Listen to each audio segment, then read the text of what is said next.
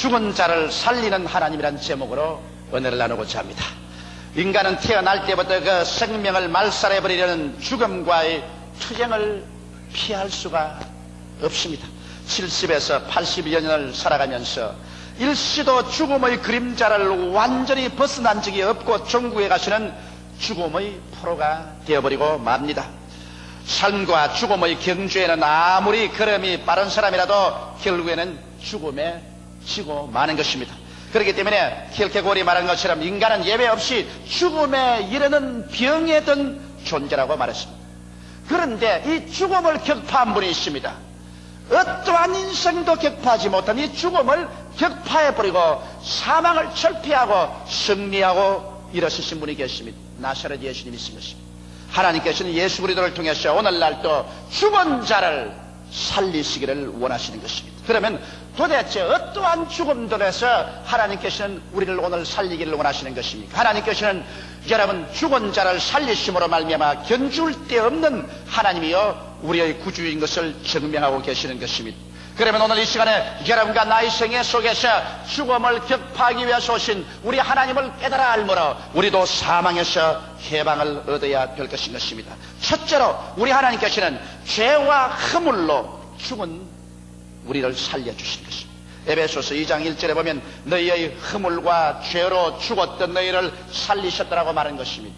오늘 세상 사람들이 좋은 옷을 입고 좋은 음식을 먹고 영양실조에 걸리지 아니하고 비둥비둥하게 살이 쪄서 살고 있는 것 같지만 그러나 그 속 사람은 완전히 처절하게 죽어서 무덤 속에 들어있는 것입니다.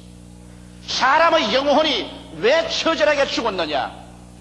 사람의 영혼이 죽었기 때문에 하나님의 형상과 모양대로 체험을 받았음에도 불구하고 하나님과의 대화가 끝이고 영적인 신령한 눈이 보이지 아니하고 신령한 귀가 들리지 아니하고 신령한 마음이 깨달아지지 아니함으로 말미암아 사람은 존귀하나 멸망하는 짐승같이 육신의 속에서 살다가 멸망해버리고 마는 것입니다. 우리 아담과 하와가 하나님의 형상과 모양대로 처음 지음을 받았을 때는 그러한 존재로 지음받지 않으셨습니다. 그는 하나님의 생명을 받아서 그는 신령한 눈을 떠서 하나님을 배웠고 신령한 귀가 열려 하나님 말씀을 듣고 신령한 마음이 있어 하나님과 서로 이해하고 하나님과 교제하며 깨는 동산에서 하나님과 손을 잡고 동행하였습니다.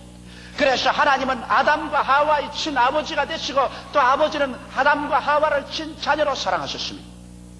그러나 하나님께서 동산의 모든 실과는 다 먹되 선악을 하는 실과는 먹지 마라. 먹는 날에는 너희가 죽으려고 했는데 이것을 기회로 사탄이 꿰일 때 그 꿰임에 빠져서 그만 하나님의 금단의 열매를 따먹고 하나님의 명령을 거역하고 하나님의 권위를 짓밟고 하나님께 반역의 죄를 짓고 마는 것입니다. 그 결과로 하나님이 말씀하신 대로 아담과 하와의 속사람은 즉시로 죽어버리고 말았습니다. 영의 눈이 죽어버리고 영의 귀가 죽어버렸었습니다. 영의 마음이 죽어버렸었습니다. 그는 영적인 세계에서 쫓겨나고 말한 것입니다. 에덴에서 쫓겨났다는 것은 영의 세계에서 쫓겨난 것을 말합니다. 그때로부터 시작해서 그들은 육신에 속한 사람이 되고 말한 것입니다. 그들은 육신의 눈으로 보고 귀로 듣고 냄새 맡고 맛보고 손으로 만지는 물질적인 감각적인 세계 이외에는 알 수가 없게 된 감각적인 존재가 되어버리고 말한 것입니다. 그러므로 아담과 하와의 후손들은 모두 다 아담이 에덴에서 쫓겨난 이후로 나왔기 때문에 모두 다 그 영이 죽은 상태에서 태어납니다. 콩 심은 데 콩나고 팥 심은 데 팥나는 것처럼 아담으로 심었으니 모두 다 아담으로 태어나셔 아담의 후손인 여러분과 나는 어머니 뱃속에서부터 영이 죽어서 이미 출생하는 것입니다. 그러므로 세상에 태어나시도 육신의 정욕, 안목의 정욕, 세상의 자랑, 물질적인 세계만 알지 신령한 세계에 대해서는 철저히 죽어버린 것입니다. 그러므로 원죄와 자범죄로 죽은 후손들 우리들을 살리기 위해서 하나님께서 그 아들 예수 그리스도를 보내주신 것입니다. 에베소서 2장 4절로 6절에 보면 긍휼에 풍성하신 하나님이 우리를 사랑하신 그 큰 사랑을 인하여 허물로 죽은 우리를 그리스도와 함께 살리셨고 너희가 은혜로 구원을 얻은 것이라 또 함께 일으키사 그리스도 예수 안에서 함께 하늘에 앉히시니라고 말씀하고 있는 것입니다. 하나님께서 그 아들 예수님 죄 안 지은 예수 그리스도 죄 없이 태어나게 하시고 이 일생을 죄 없이 허물 없이 사셨습니다. 이 예수께서 인류를 대표하셔 여러분과 나를 대표하셔 우리를 위한 제물이 되어서 죄를 갚기 위해서 십자가의 재단에 올라간 것입니다. 우리의 과거, 현재, 미래의 죄악을 예수께서 다 담당하시고 하나님 앞에서 우리의 제물이 되셔서 심판을 예수님 받으신 것입니다. 하나님께서 하늘문을 열어 제끼시고 하나님이 인류에 대한 죄에 대한 무서운 진노를 예수께 퍼부을 때 예수님께서 그 진노의 심판을 견디지 못하여 그 극한 상황의 고통 속에서 하나님이여 어찌하여 나를 버리시나이까 통곡하고 탄식했습니다. 처절한 고통과 죽음에서 우리의 죄를 청산하고 사흘낮 사흘밤을 땅속에서 지난 후에 주님 부활하셔서 승천하심으로 죄악과 사망의 세력을 주님께서 격파한 것입니다. 이러므로 하나님이 세상을 이처럼 사랑하사 독생자를 주셨으니 누구든지 저를 믿으면 멸망하지 않고 영생을 얻으리라. 이 영생이란 바로 오늘날 하나님의 생명을 말하는 것입니다. 이제는 남녀노유 빈부 귀천할 것 없이 동시양인을 막론하고 죄를 지었음에도 불구하고 못났음에도 불구하고 버림을 받아야 마땅함에도 불구하고 예수 그리스도 앞에 나와서 그리스도를 구주로 모시면 영생이 들어오게 되는 것입니다. 하나님의 생명을 받아 하나님의 자녀가 되고 용서를 받고 의롭다함을 입어 죄를 안 지은 상태로 인정해주고 하나님 앞에 부끄럼 없이 설 수 있는 자격을 얻고 하나님의 성령이 우리 속에 와서 우리의 영을 살려놓으심으로 말미암아 눈을 뜨셔 볼 수 있게 되고 귀를 열어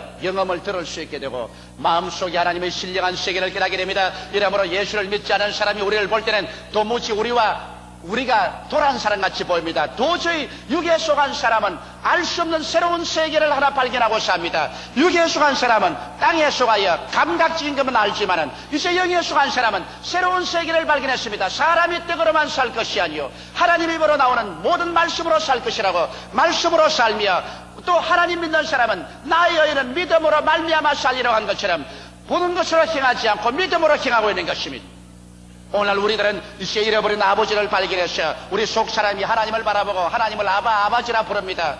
그리고 아버지 앞에 기도하고 찬미하며 우리의 무거운 짐을 내어 맡깁니다. 아버지는 예수 그리스도로 말미암아 우리 가운데 믿음, 소망, 사랑을 넣어주시는 것입니다. 기쁨을 넣어주고 평화를 넣어줍니다. 의로운 삶을 넣어줍니다. 내일에 대한 위대한 영적인 소망을 주시는 것입니다. 그래서 눈에는 아무 증거 안 보이고 귀에는 아무 소리 안 들리고 손에는 아무 잡히는 없지만은 우리는 저 눈에 보이고 귀에 들리고 손에 잡히는 건너편 영의 신령한 세계를 소유하게 된 것입니다. 예수 믿는 사람은 두 가지 세계 속에 삽니다. 육의 세계 속에 살면서 또한 건너편 영의 신령한 세계 속에서 살게 되는 것입니다. 새로운 세계를 얻어서 육신의 장막집이 무너져도 겁나지 않습니다. 전쟁과 전쟁 소문을 들어도 겁나지 않습니다. 땅이 흔들리며 깨어지고 우리의 환경이 우리에게 다 빼앗겨 나가더라도 우리는 두려워하지 않습니다. 왜냐하면 우리는 이제 흔들릴 수 없는 세계를 얻었습니다.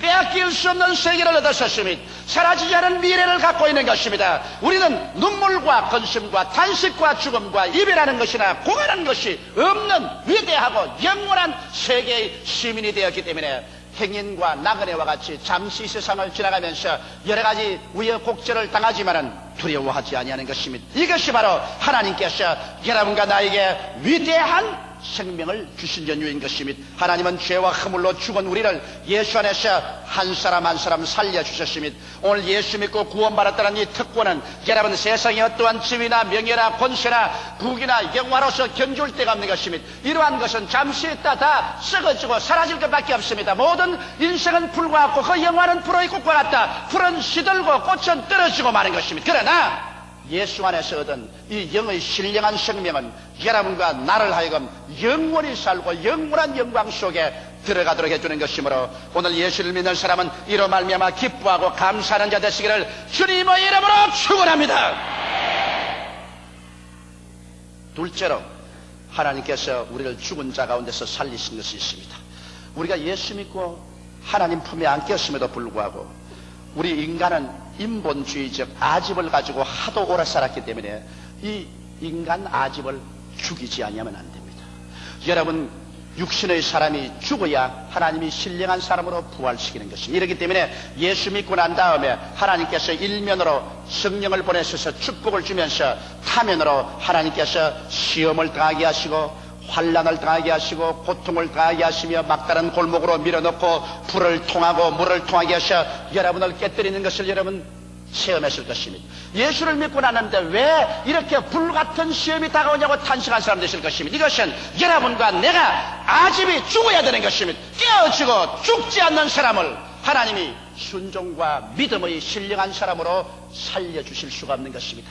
그렇기 때문에 예수 믿으면서도 아집이 깨어지지 아니하고 조그만 시험과 환난이 다가와도 반발하고 고함치가는 사람은 신령한 삶으로 크게 부활하지 못하기 때문에 하나님께서 많은 분량의 믿음을 줄 수 없고 하나님의 큰 은혜를 받을 수가 없는 것입니다. 우리가 성경에 보면 우리의 믿음의 조상 아브라함도 제일 처음에 부름을 받았을 때 그는 아집이 죽지 않는 하나님의 사람이었습니다. 그렇기 때문에 하나님께서는 아브라함을 깨뜨리고 죽였었습니다. 아브라함에 나타나셔서 너희 전토 친척 아비집을 떠나 내가 네게 지시할 땅으로 가라고 했는데 이 하나님의 말씀을 전적으로 믿고 순수하게 순종한 아브라함이 아닙니다. 그는 아집이 있어 자기 생각대로 하나님 말씀을 해석하고 하나님은 자기를 도와주는 분으로 생각했지 하나님께 깨어져서 순종하지 않았습니다. 그는 전토를 떠나지 않으셨습니다. 그는 전토에서 모든 살림을 다 끌어모으고 종들을 다 끌어모았습니다. 친척 아비집을 떠나라고 했는데 친척과 아비집인 조카 롯을 데리고서 그래서 보무도 당당하게 가나안 땅을 했었습니다. 그는 하나님께 순종하는 것 같지만 실상은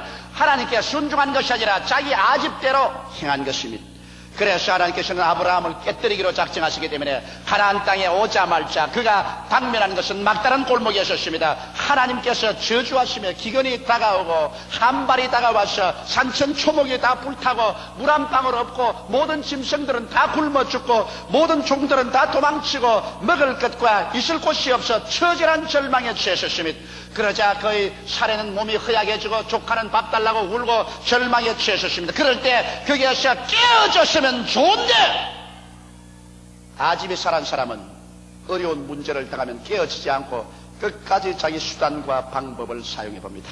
아브라함은 그러므로 하나님이 가라고도 안 했는데 그는 애굽으로 살려 내려가기로 작정했습니다. 인간의 수단과 방법을 동원하는 것입니다. 그래서 내려가면서도 말이야 자기 아내 보고 당신은 이쁜 여자라 사람들이 당신을 취하고 나를 죽일 테니까 이제부터 나의 아내라고 하지 말고 나의 동생이라고 하라.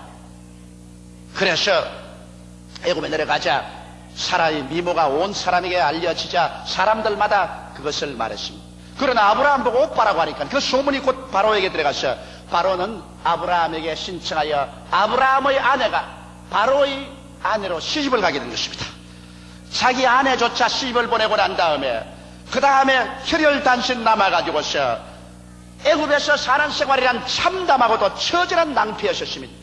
가나안에서 당한 낭패, 애굽에서 당한 수치와 모욕, 이러한 것이 아브라함을 하여금 자기 자신의 수단과 방법이 깨어지게 했던 것입니다. 자기의 수단도 방법도 인간의 자랑도 다 깨어지고 그제서 아브라함은 회개하고 흥하든지 망하든지 성하든지 쇠하든지 살든지 죽든지 주의 뜻대로만 하시옵소서. 아브라함의 그 아집이 애굽에서 완전히 죽어 장성이 되자마자 하나님께서는 신령한 아브라함, 하나님께 순종하고 믿는 아브라함으로 살려 일으킨 것입니다. 그러자 하나님께서 그 신령한 아브라함을 통해서 역사하셔서 다시 자기 아내를 찾고 가나안 땅에 들어와서 그래서 하나님 가나안을 축복으로 주었습니다. 아브라함이 얼마나 깨어졌던지 나중에 100세 낳은 아들 눈 속에 넣어도 아프지 않을 그 아들을 하나님께서 잡아다가 모리아산에서 번제로 제물을 드리라고 할 때 그는 추호도 인간의 수단과 방법을 쓰지 않고 추호도 질문도 하지 않냐고 그대로 믿음과 순종으로 그 아들 데리고 사흘 길을 걸어가서 모리아산에 올라가 제단 쌓아놓고 그 아들을 묶어서 칼로 잡아 죽이려고 하는 것입니다. 천사가 간이 안 했었으면 이삭은 죽었을 것입니다. 아브라함은 완전히 자아가 깨어지고 그리고 그 안에서 믿음과 순종의 사람으로 하나님이 살려내신 것입니다. 이와 같이 자아를 깨뜨리고 살려내는 데는 상당한 세월이 걸립니다. 아브라함에게는 25년이 걸렸고 야곱은 무려 20년이 걸려도 안 깨어졌기 때문에 야복 나루토에서 형이 400인의 군대를 가지고서 죽이려고 뒤에는 외아저씨가 죽이려고 기다리고 그는 샌드위치가 되어서 올 때 갈 데 없는 그 처지에서 환도뼈가 어그러져서 달아나지도 못하자 자기의 수단과 방법이 다 깨어지고 그는 하나님께 항복하고 이스라엘이 되고 하나님께서 그를 축복해 주신 것입니다. 요셉같이 신령하고 훌륭한 아들이라도 그가 깨어지는 데는 13년 긴 세월을 종살이와 감옥살이에서 바싹 깨어지고 신령한 사람을 하나님이 살려 부활한 것이요 모세같이 위대한 지도자도 그가 자가 죽는데 무려 40년이 걸려서 미디안 광야에 눈물을 흘리고 탄식하고 통곡하며 머리가 백발이 되고 난 다음에야 자아가 깨어지고 자아가 죽을 때 하나님은 신령한 모세로 부활시켜 주신 것입니다. 이렇기 때문에 여러분, 하나님께서는 여러분과 나를 죽이는데 상당한 오래 세월이 걸립니다. 그러므로 우리를 죽은 자를 살리는 하나님께서는 믿는 여러분과 나는 자아가 죽고 나야 여러분과 나를 신령한 사람으로 살려낼 수가 있는 것입니다. 이렇기 때문에 여러분과 나의 생활 가운데 불같은 시험이 다가오게 될 때 이것은 자아를 죽이기 위한 것입니다. 성경에 보면 바울 선생은 굉장히 고집이 센 사람이었습니다. 그런 자아가 너무 강해서 하나님의 성령께서 인도하기조차 힘들 사람이었습니다. 그렇기 때문에 바울의 성에는 험난했습니다. 선교를 하면서도 가는 곳마다 막다른 골목에 처하고 심한 시련을 겪어서 바울은 언제나 자아가 깨어지고 죽는 체험을 했습니다. 성경 고린도후서 1장 8절로 10절에 보면 이렇게 기록되어 있습니다. 형제들아, 우리가 아시아에서 당한 환난을 너희가 알지 못하기를 원치 아니하노니 힘에 지나도록 심한 고생을 받아 살 소망까지 끊어지고 우리 마음속에 사형선고를 받은 줄 알았으니 이는 우리로 자기를 의뢰하지 말고 오직 죽은 자를 다시 살리시는 하나님만 의지하게 하려 함이라. 그가 이같이 큰 사망에서 우리를 건지셨고 또 건지시며 또한 이후에라도 건지시기를 그를 의지하여 바라노라. 자기를 의뢰하는 인본주의가 죽을 때 하나님은 하나님을 의뢰하는 신본주의로 살려주시는 것입니다. 이렇기 때문에 사랑하는 성도 여러분, 여러분에게 불시험이 다가와서 여러분을 깨뜨리려고 할 때 여러분께서 이상한 일 당한 같이 통곡하지 마십시오. 바로 여러분이 그때 깨어져야 되는 것입니다. 자아를 죽여버려야 됩니다. 그래야 하나님께서는 죽은 자를 살리는 역사로서 아브라함과 이삭과 야곱같이 신령한 사람으로 주께서 살려주시는 것입니다. 내가 신령한 사람으로 살아나면 살아날수록 하나님께서는 더 많은 믿음의 분량을 부어주셔서 위대한 하나님의 사역에 종사할 수 있게 만들어주시는 것입니다. 이러므로 우리 하나님께서는 죽은 자를 살리는 그 역사로서 오늘날에도 수많은 성도들 가운데 한면으로 하나님은 사망으로 역사하여 주셔서 자아를 죽이시고 다른 면으로서는 신령한 순종과 믿음의 사람으로 살리는 역사를 성령으로 계속하고 계신 것입니다. 셋째로 우리 하나님께서 죽은 자를 살린다는 것은 육체의 죽음에서 부활로 살리심을 말씀하는 것입니다. 과학과 의학의 발전으로 인간의 수명이 퍽 길어졌으나 그러나 대개 100년 안쪽에 반드시 죽습니다. 100년을 더 길게 사는 사람도 영원히 산 사람은 없습니다. 그러나 예수님께서는 육체로 죽은 자를 부활로 살리시겠다고 약속하신 것입니다. 오늘날 어느 종교에도 사람이 죽고 난 다음 부활로 살리겠다는 약속은 기독교밖에 없습니다. 그리고 또 어느 위대한 지도자라도 자기 스스로 구원자라고 하더라도 죽었다가 살아난 사람은 예수밖에 없는 것입니다. 예수님께서는 스스로 죽은 자 가운데서 부활하심으로 우리 모든 인생들을 부활시키겠다는 증거를 보여주신 것입니다. 성경 말씀 보면 고린도전서 15장 12절로 19절에 그리스도께서 죽은 자 가운데서 다시 살아나셨다 전파되었거늘 너희 중에 어떤 이들은 어찌하여 죽은 자 가운데서 부활이 없다 하느냐. 만일 죽은 자의 부활이 없으면 그리스도도 다시 살지 못하였으리라. 그리스도께서 만일 다시 살지 못하셨으면 우리의 전파하는 것도 헛것이요 또 너희 믿음도 헛것이며 또 우리가 하나님의 거짓 증인으로 발견되리니 우리가 하나님이 그리스도를 다시 살리셨다고 증가하였습니다. 만일 죽은 자가 다시 사는 것이 없으면 하나님이 그리스도를 다시 살리시지 아니하셨으리라. 만일 죽은 자가 다시 사는 것이 없으면 그리스도도 다시 사신 것이 없을 것이요 그리스도께서 다시 사신 것이 없으면 너희 믿음도 헛되고 너희가 여전히 죄 가운데 있을 것이요 또한 그리스도 안에서 잠자는 자도 망하였으리니 만일 그리스도 안에서 우리의 바라는 것이 다만 이성뿐이면 모든 사람 가운데 우리가 더욱 불쌍한 자리라. 만일 그리스도가 부활하지 아니하시고 여러분과 내가 부활하지 않는다면 우리야말로 세상에서 가장 불쌍한 자인 것입니다. 왜? 우리는 먹을 것 먹지 않고 마실 것 마지 아니하고 세상에서 절제하며 조심하며 고통을 감내하며 살아가고 있습니다. 왜 그러냐? 종말에 하나님께서 위대한 부활을 주시고서 알기 때문에 육으로 심지 아니하고 영으로 심어서 영으로 거두려고 하고 있는 것입니다. 그러나 여러분이 세상 사람들은 죽으면 끝장인다고 생각하기 때문에 내일 죽을 것이니 오늘 먹고 마시자. 육신의 정욕, 안목의 정욕, 세상의 자랑, 육체의 쾌락을 따라서 살고 있는 것입니다. 그러나 그리스도께서 죽은 자 가운데서 부활하셔서 부활의 첫 증거가 되었으므로 오늘날에 와서 육체로 심는 자는 썩어질 것으로 거두고 영으로 심는 자는 영생으로 거두게 되어 있는 것입니다. 이러므로 여러분과 나는 이제 하나님의 능력으로 장차 부활의 몸으로 일어날 것입니다. 어떤 사람들이 이렇게 묻습니다. 사람이 부활하면 어떻게 부활하나요? 성경 고린도전서 15장 42절로 44절에 죽은 자의 부활도 이와 같으니 썩을 것으로 심고 썩지 아니할 것으로 다시 살며 욕된 것으로 심고 영광스러운 것으로 다시 살며 약한 것으로 심고 강한 것으로 다시 살며 육의 몸으로 심고 신령한 몸으로 다시 사나니 육의 몸이 있은즉 또한 신령한 몸이 있느니라.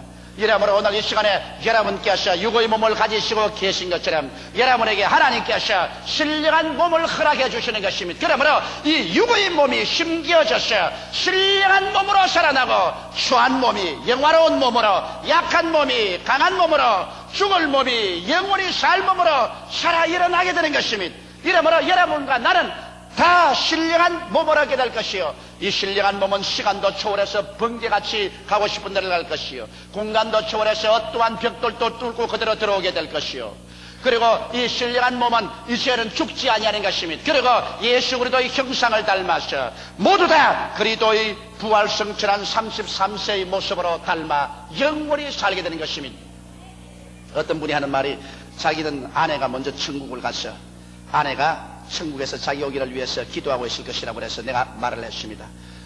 기도하고 있는 것은 당신 아내가 아니고 당신의 사랑하는 형제입니다. 그게 무슨 말입니까? 그래서 사람이 죽어 천당 가면은 남편도 없고 아내도 없습니다. 성경은 말씀하기를 천국에는 시집가고 장가가는 것은 없을 것이라고 그랬죠.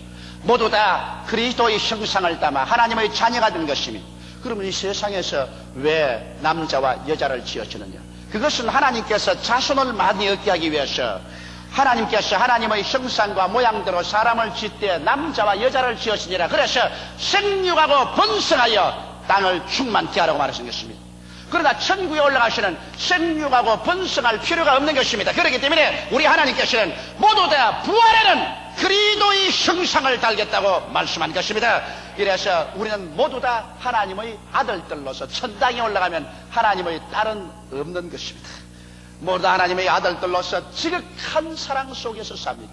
그러면 이 세상에 살던 부모 형제도 모릅니까? 천만에요. 이 세상에서 같이 지냈던 부모 형제 부부 자녀들은 천당에 가서 그대로 다 알고 도저히 상상할 수 없을 만한 더욱 친밀성을 가지고서 천국에서 우리가 다 살게 될 것입니다. 이러기 때문에 여러분, 우리 예수 믿는 사람들은 하나님께서 죽은 자 가운데서 부활을 주실 것을 기대할 때 얼마나 소망찬지 모릅니다. 그러면 언제 이 부활이 올 것이냐고 묻는 사람들이 있습니다. 성경은 말씀하기를 주께서 호령과 천사장의 고함과 하나님의 나팔로 친히 하늘로 쫓아와 강림하실 때 주 안에서 죽은 자들이 먼저 일어나고 살아남은 우리들도 변화되어 공중으로 끌려 올라갈 것이라고 말한 것입니다. 그러므로 그리스도의 재림날에 여러분과 나는 다 부활할 것입니다. 그리스도의 재림은 우리 눈앞에 육박해 왔습니다. 오늘날 주님께서 말씀한 대로 말세에는 주께서 저체 지진과 기근이 있고 자연의 변화가 있을 것이라고 말했는데, 여러분 오늘 볼 때 이 기상대에서 오늘날 천기 예보도 할 수가 없습니다. 미국 같은 나라는 눈이 안 오던 저 남부 지방에 영하 40도까지 휘몰아칩니다. 이거 전에 없던 기상변화입니다. 유럽은 이 추운 겨울에 더워서 수영을 하고 있고, 내가 최근에 이야기를 들으니까 일본 오사카에도 눈이 왔는데 많은 사람이 눈에 넘어져서 병원에 입원하라고 구급차가 바쁘다고. 왜냐하면 여기까지 눈이 온 적이 없으니까 눈으로 걷는 연습이 안 돼가지고서 눈이 오니까 처음 눈으로 걸으니까 모조리 미끄러지는 거라. 이와 같이 기상이변이 너무 많이 생겨가지고서 홍수가 지든지 그렇지만 한발이 오든지 이런 기상변화를 통해서 이 땅이 고통을 당하고 몸부림을 치고 있습니다. 하나님께서 이 세상을 이제 마지막 마치게 하실 것이라는 예고를 보여주고 있는 것입니다. 나라가 나라를 대지가 일어나고 민족이 민족을 대지가 일어납니다. 미국과 소련은 초강대국으로서 서로를 견제하기 위해서 핵폭탄을 끊임없이 만듭니다. SS-20이니 SS-21이니 크루스 미사일이니 온갖 무서운 무기들이 계속해서 산적돼 가고 있는 것입니다. 이렇게 서로 불신하고 서로 두려워하고 서로 미워하는 세계, 어떠한 미추갱이가 단추 하나만 노린다면 이 지구는 수십 번이고 폭발하고 멸망해버리고 말 것인 것입니다. 그러므로 여러분, 이 역사는 이대로 내버려 놓아도 멸망하고 말 것인데 하나님은 이 모든 것을 심판의 날을 위해서 예비하고 있는 것입니다. 그러나 이 âm울하고 처참한 이러한 환경 가운데도 기쁜 소식이 있습니다. 왜냐하면 하나님께서 말세 남종과 여종 모든 육체에게 성령을 비와 같이 부어주겠다고 약속하신 것입니다. 왜냐하면 신랑이 오기 전에 신부가 단장을 해야죠. 신랑이 오는데 신부가 단장을 안 하면 어떻게 합니까? 이러므로 하나님의 교회 그리스도의 신부들을 단장하기 위해서 말세에는 성령을 보내셔서 잠에서 깨어나며 회개하고 신령한 은혜 속에 들어가게 하는 거대한 부흥의 운동이 일어나게 되는 것입니다. 이러므로 오늘날 세속화 운동이 온 세계를 꽉 들어참과 동시에 성령 운동도 일어나서 1900년부터 성령이 비와 같이 부어짐으로 가톨릭이나 신교나 할 것 없이 주를 찾는 사람들마다 성령으로 충만하게 역사하고 있는 것입니다. 이러므로 우리는 최후의 부흥의 시기에 도달한 것입니다. 오늘 이 한 세대 동안에 하나님께서는 온 세계에 걸쳐서 전에 보지 못한 가장 위대한 성령의 부흥이 일어나게 할 것입니다. 그리고 이번에는 교회를 중심으로 부흥이 일어나서 교회마다 사람들이 입주의 여지가 없이 꽉 들어찰 것입니다. 왜? 교회가 그리스도의 몸된 것이요 바로 그리스도의 신부이기 때문에 하나님께서는 교회를 부흥시키고 교회를 단장시켰어요. 그래서 주님께서 일시에 보좌에서 일어나서 이제 세상이 종말이 났다고 외치게 되실 것입니다. 그날에는 두 사람이 맷돌을 가다가 한 사람은 들려 올라가고 한 사람은 남을 것이요, 두 사람이 밭을 갈다가 한 사람은 올라가고 한 사람 남을 것이요, 두 사람이 잠을 자다가 한 사람은 들려 올라가고 한 사람 남을 것입니다. 이것은 왜냐? 지구가 둥글다는 것을 의미합니다. 영국에서 맷돌 갈면, 유대나라에서는 아침밥 지어 먹을 때 맷돌 갈아서 지어 먹습니다. 영국에서 아침에 맷돌 갈면 미국에서는 잠을 자면 한국에서는 대낮에 밭에 가서 일을 합니다. 그러므로 벌써 예수님 당시에 지구가 둥글다는 것을 말하고 있는 것입니다. 전 세계에서 일시에 주의 부르심을 받아서 우리는 부활해서 올라갈 것입니다. 세상아 잘 있거라 나는 가노라. 7년 환난 일기 전에 나는 가노라. 세상의 시달림도 이제 끝나고 할렐루야 이 하루를 기다렸도다. 그래서 우리는 눈물과 근심과 탄식을 띄어 제껴놓고 우리는 새하늘을 갑니다. 여러분, 이 세상은 너무 병들고 너무 낡고 너무 깨어지고 너무 처참하게 되기 때문에 어떠한 사람이 와도 이 세상을 수선할 수 없습니다. 어떠한 정치가나 군사 전문가나 사업가가 와도 이 남마와 같이 된 이 세상을 다시 수선할 수 없습니다. 이 세상은 불타기 위해서 예배되어 있는 것입니다. 성경은 말하기를 하늘이 큰 소리로 떠나가고 땅이 열렬한 불에 녹아지려니와 우리는 의의 그하는 새하늘과 새 땅을 보는도다라고 말하고 있는 것입니다. 그곳에는 눈물이 없습니다. 근심이 없습니다. 탄식이 없습니다. 죽음이 없습니다. 이별하는 것이 없습니다. 구하는 것이 없습니다. 여러분과 내가 그리스도와 함께 영원 무궁토록 살게 될 것입니다. 이러므로 우리는 행인과 나그네와 같이 이 땅을 지나갑니다. 여러 가지 우여곡절을 겪으면서 풍파와 시련을 겪으면서 가지만 두려워하지 않습니다. 왜냐하면 우리는 이 땅에 영원히 거할 처소가 없고 우리의 영원한 도성이 하늘에 있기 때문인 것입니다. 이 땅에 사는 동안 열심히 주를 섬기고 있는 힘을 다하여 그리스도의 복음을 전가하다가 주님 오라 하시는 그날에 그리스도 앞에 가서 우리는 영원히 또 영원히 매일같이 새로워지는 즐거움 속에서 주와 함께 살게 될 것입니다. 이것이 바로 우리 하나님께서 여러분과 나에게 주는 생명인 것입니다.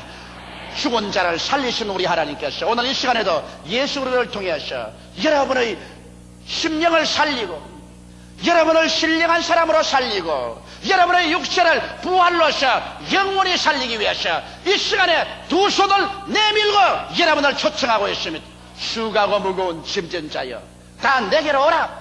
내가 너희를 편히 쉬게 하리라고 말씀하고 있는 것입니다.